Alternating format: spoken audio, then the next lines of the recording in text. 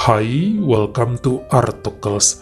Sekarang saatnya kita menuju ke negara India lagi dan membahas kisah nyata yang pernah menghebohkan wilayah Bengaluru di akhir 2017 hingga pertengahan tahun 2018. Cuma mau info, sebenarnya banyak sekali anak-anak dilibatkan dalam kisah kali ini. Namun akan saya ambil ke bagian-bagian yang melibatkan orang dewasa saja tanpa mengurangi inti kasus yang berikut ini. Saya punya info penting nih buat kalian yang pengen atau berencana jalan-jalan ke Anyer dan butuh penginapan nyaman dengan harga terjangkau. Datang yuk ke Wismania yang cocok untuk kamu sebagai pilihan berlibur saat ke sana. Dengan rate Rp250.000 per malam, kamu bisa menikmati penginapan yang bersih, nyaman, dan aman dengan fasilitas sesuai yang kamu butuhkan, free wifi, ruang keluarga, parkiran luas, kamar adem, CCTV keamanan 24 jam, dan akses mudah ke pantai serta dekat juga ke jalan raya. Jadi jangan bingung ya kalau mau ke Anyer sama pasangan, keluarga, atau teman-teman arisan juga bisa. Segera booking yuk dengan menghubungi kontak Wismania yang sudah saya tempelin di bawah. Mau liburan nyaman ke Anyer, Wismania solusinya.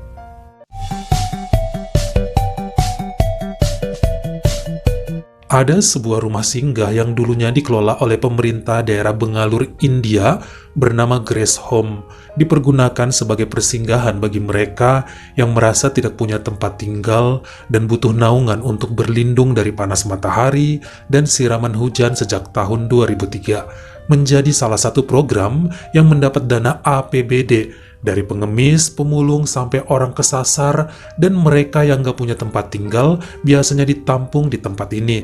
Sebagian juga diajarin untuk berketerampilan agar bisa kerja dimanapun nantinya.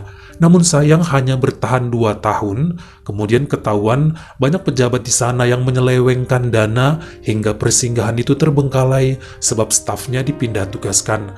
Akhirnya, seorang ahli agama yang juga pengusaha kuliner vegetarian mengambil alih bangunan ini dan membuatnya jadi sebuah panti asuhan dengan nama yang sama yaitu Grace Home sejak tahun 2007.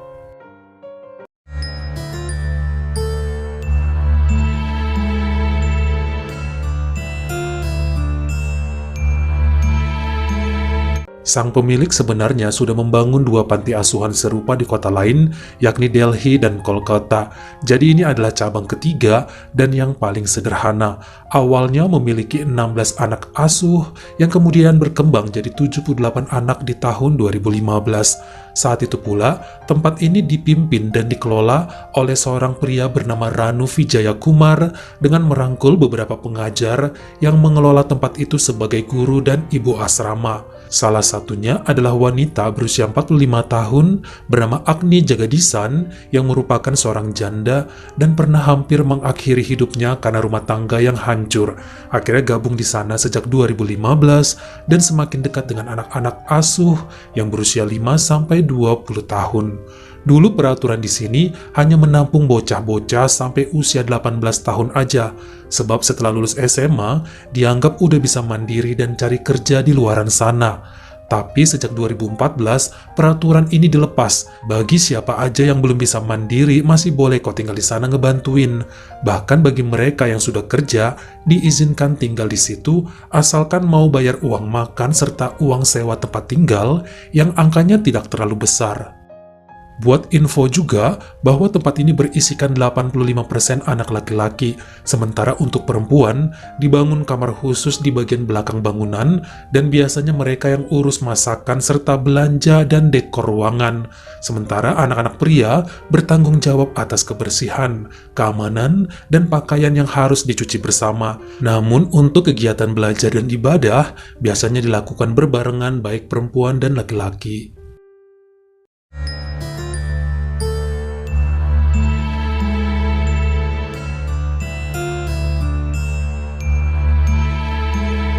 Sebenarnya sejak menjadi bagian dari panti tersebut, Bu Agni terkenal sangat pendiam sebab memiliki masa lalu yang pahit penuh dengan KDRT.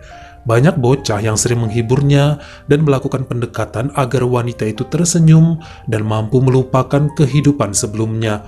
Perlahan dirinya berhasil move on, menjadi pribadi yang ceria dan mulai membenahi hidupnya, melangkah perlahan maju dan menganggap anak yatim piatu di sana sebagai keluarganya sekarang. Sampai-sampai perempuan ini kemudian mulai dekat dengan beberapa remaja pria yang diasuhnya sebab menganggap sebagai anak sendiri. Kelembutan dan kebaikan hati Agni ini yang terkadang membuat beberapa remaja pria jadi jatuh cinta padanya. Mungkin karena sejak kecil nggak pernah merasakan kasih sayang seorang ibu, mereka jadi mudah baper jika dibelai-belai oleh Agni. Hal ini juga dirasakan oleh Agni. Perkawinannya yang tidak bahagia bahkan mendapat perlakuan kasar dari mantan suaminya membuat dia seperti kurang kasih sayang. Anak perempuannya bahkan membenci dia dan malah ikut sama bapaknya. Makanya saat ada seorang remaja berusia 17 tahun di panti yang menyukai serta menyatakan isi hatinya, wanita itu luluh dan mulai berhubungan tanpa ada yang tahu.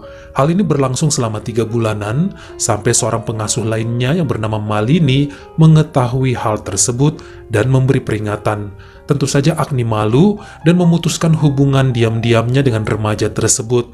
Sampai akhirnya pemuda itu lulus di tahun 2016 dan memutuskan keluar dari panti sebab sangat mencintai Bu Agni. Cinta mereka terlarang dan lebih baik menghindar daripada harus menahan rasa cinta yang gak pernah boleh tersalurkan lagi. Sebenarnya saat berhubungan dengan remaja tadi, Agni juga memiliki hubungan dengan pemuda lainnya bernama Eswar Rajendran.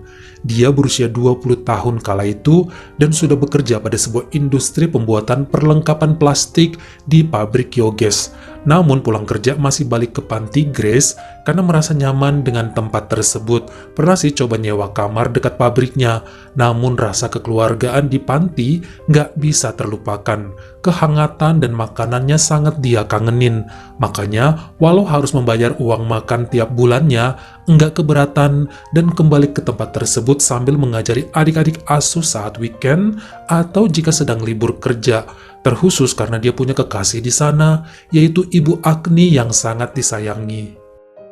Pada awal 2017, Eswar meminta Bu Agni untuk mengumumkan saja hubungan mereka. Capek juga kan selama ini backstreet dan hanya ketemuan di luar saat malam hari. Itu pun jarang-jarang. Yang ada malahan pemuda tersebut secara diam-diam masuk ke kamar wanita itu lewat tengah malam dan suka ngumpet di bawah kasur jika hampir ketahuan. Ini melelahkan bagi Eswar. Dia ngerasa toh bagaimanapun dirinya udah lelaki lajang, jomblo, sementara Bu Agni kan udah janda. Wajar kali ya jika memiliki hubungan. Namun perempuan tersebut tetap nggak mau mengumumkan jalinan kasih mereka. Selain perbedaan usia yang jauh yaitu 26 tahun, Agni ingat sebagian pekerja di situ tahu mengenai hubungannya dengan seorang remaja panti dulu. Takutnya jadi bahan omongan yang jelek. Lagi pula sangat tidak pantas seorang guru berhubungan dengan muridnya, terkhusus sudah bersama sejak tahun 2015. Takut dikira udah macem-macem sejak lama, padahal emang iya. Intinya wanita itu menolak permintaan Eswar untuk go public atau mendingan putus aja. Hal ini pun disetujui oleh Eswar yang wajib menunggu lagi entah sampai kapan daripada diputusin Bu Agni. Merasa apa yang dilakukannya dengan Eswar tidak baik dan bisa mencoreng nama besar panti asuhan, perlahan Agni mulai menjauhi pemuda itu dengan berbagai alasan. Meski mencintai lelaki tersebut, namun ada tembok besar yang harus dijaga demi nama baik bersama. Makanya kemudian saat seorang lelaki muncul bernama Logu Rajan yang notabene masih sepupu Pak Ranu pemimpin panti, dirinya menerima aja saat lelaki itu ngajak makan dan kencan malam minggu. Mereka pun berpacaran dan ini mulai membuat hati serta perasaan Eswar sakit dan cemburu. Dia mau ngamuk, namun masih sanggup menahan diri sebab bisa berabe kalau semua tahu. Kesempatannya untuk balikan dengan Agni semakin tipis kalau segalanya berantakan. Bahkan bisa-bisa dia nggak boleh tinggal lagi di panti tersebut jika Pak Ranu mengetahui tentang perbuatannya selama ini dengan Bu Agni. Jadi ditahan-tahan dulu, meskipun selalu saja emosinya membara kalau melihat Logu muncul di sana dan disambut hangat oleh bocah-bocah lain karena lelaki itu suka banget bawa makanan yang banyak. Memasuki bulan Oktober 2017, ternyata Agni muncul di hadapan penghuni panti sambil mengumumkan bahwa dirinya akan segera menikah dengan Logu pada November bulan depan. Sepertinya memang sama-sama serius meskipun lelaki itu lebih muda 6 tahun dibanding Agni. Rencananya resepsi akan diadakan sederhana di aula kecil mereka dan semua penghuni akan berpartisipasi dalam melancarkan acara itu. Disinilah Eswar mulai kehabisan sabar sebab nggak ada lagi kemungkinan untuk balikan dengan ibu pengasuh tersebut. Makanya secara diam-diam, pemuda itu pun mengancam Agni akan mengadukan semua hubungan mereka selama ini kepada pimpinan panti, Pak Ranu. Bukan hanya itu, bakal diadukan semua hal yang sudah mereka lakukan di kamar panti, di toilet, sampai ke hotel terdekat di mana semua hal itu sudah terjadi justru sejak 2015 saat Eswar masih berusia 19 tahun. Tentu saja hal ini bikin Agni was-was dan takut jika calon suaminya tahu segalanya bisa batal. Apalagi kalau teman-teman sesama pengasuh membongkar rahasia kelamnya dengan remaja penghuni dulu. Bukan hanya dipecat, namun ada kemungkinan dirinya dilaporkan ke pihak berwajib karena berhubungan dengan kaum minor. Entah mengapa hal ini semakin menakutinya dan ngajak bicara pemuda tersebut baik-baik, mencari solusi agar pernikahannya dapat terus berlanjut tanpa ada ancaman lagi dari Eswar. Intinya gimana supaya lepas dari pemuda itu sekaligus mengubur cerita lama mereka tanpa ada orang lain yang tahu. Keduanya pun bertemu di penginapan Zostel pada Sabtu 18 November 2017, tepat seminggu sebelum pernikahan Agni dilaksanakan. Saat itu, Eswar memaksa Agni untuk menemaninya nginap di sana. Entah mengapa sepanjang malam pemuda ini hanya bisa menangis, seperti nggak ikhlas dirinya akan ditinggal nikah oleh pujaan hati. Karena merasa takut Eswar bakal berbuat nekat terhadap dirinya sendiri, akhirnya mau juga ya Agni nginap di tempat itu, menemani si anak asuh yang meminta untuk terakhir kalinya berbuat begituan. Mau diturutin, dan mereka malam itu pun mendayung birahi sebagai ucapan perpisahan kisah kasih mereka yang tak sampai. Namun ternyata ini menjadi jebakan bagi Agni. Sekitar jam 5 subuh, jadi udah masuk ke hari Minggu 19 November 2017, tiba-tiba sang tunangan Logu datang ke penginapan Zostel atas undangan Eswar dan segera membuka kamar di mana mereka menginap. Saat itu Agni sedang tidur pulas dan kemudian terkaget karena teriakan Logu yang marah atas apa yang dilihatnya. Dengan menangis, wanita itu minta maaf, namun nampaknya Logu sudah sangat marah, lalu mengeluarkan sebuah senjata dari dalam kemeja depan yang dari tadi disembunyikannya. Dia melepaskan peluru membabi buta ke berbagai arah setelah awalnya mengenai Agni duluan. Sampai kemudian beberapa petugas keamanan datang dan meredam keadaan. Menurut pihak kepolisian, nyawa Agni tidak bisa diselamatkan. Perempuan tersebut meregang nyawa di lokasi kejadian di usianya yang ke-47 tahun. Sementara Eswar dan seorang petugas hotel yang terkena peluru kemudian dirawat di rumah sakit Manipal selama 2 minggu, lalu berhasil selamat.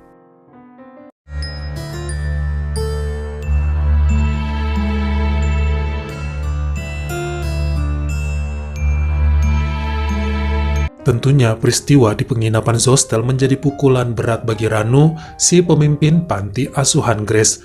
Yang terjadi sangat menggemparkan dan bikin malu dirinya. Bayangkan aja ya, yang terlibat adalah anak panti, ibu pengasuh dan sepupunya sendiri. Beberapa netizen mulai ribut dengan headline mengenai cinta segitiga yang berakhir mengerikan. Namun di mata Ranu, hal ini semacam perbuatan tercela yang malu jika disebut sebagai cinta segitiga. Terkhusus menyeret nama pemuda asuh yang masih berusia 21 tahun. Makanya muncul kemudian omongan jelek mengenai panti tersebut. Jangan-jangan selama ini banyak hal tercela terjadi antara guru dan anak didik di sana. Sampai kemudian sang pemilik datang dari Delhi dan bersama pihak berwenang melakukan penyelidikan lebih dalam.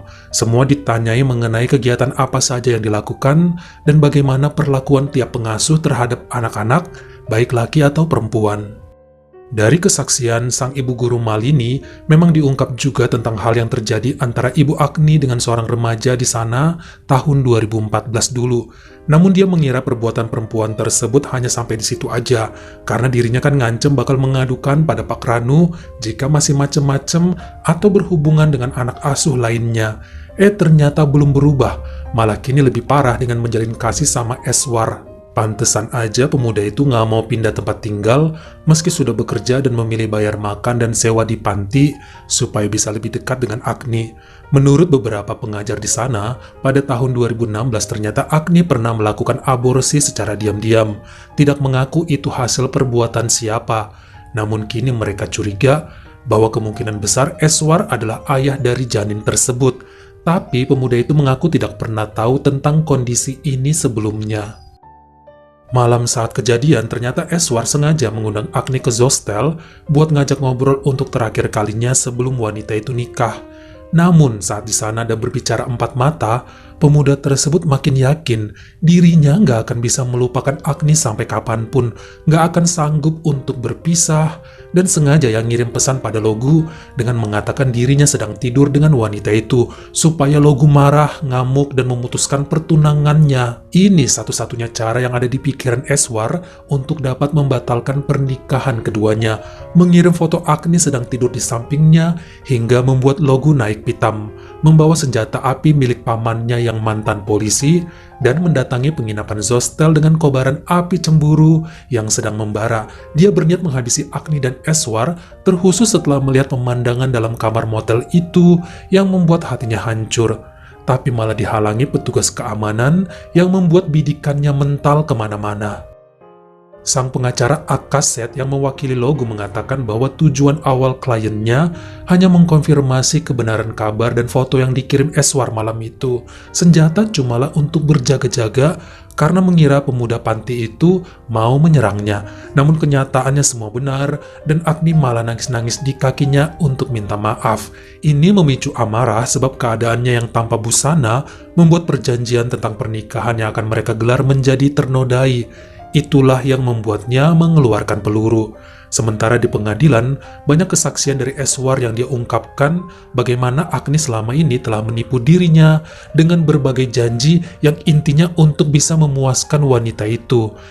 Saat dia jatuh cinta, malah mau ditinggal kawin. Sedih hati Eswar merasakan segalanya. Hingga pada pembacaan keputusan per hari Selasa 7 Agustus 2018 di Pengadilan Negeri Wilayah Bengalur, hakim tetap menyatakan bahwa perbuatan Logu disengaja dan sangat terencana. Dirinya terkena tuntutan tingkat 1, lalu dihukum penjara seumur hidup. Boleh keluar dengan jaminan setelah menjalani sedikitnya 20 tahun kurungan.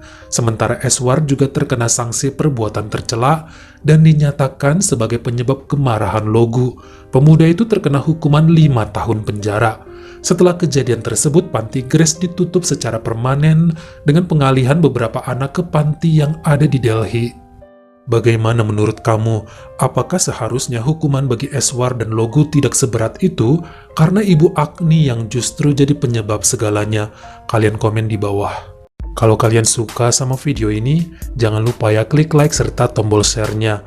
Buat yang baru pertama kali mampir atau udah sering mampir tapi belum berlangganan, jangan lupa klik dulu tombol subscribe dan juga dinyalahin notifikasinya. Supaya lain kali, kalau misalnya saya upload video baru, kamu jadi orang pertama yang tahu.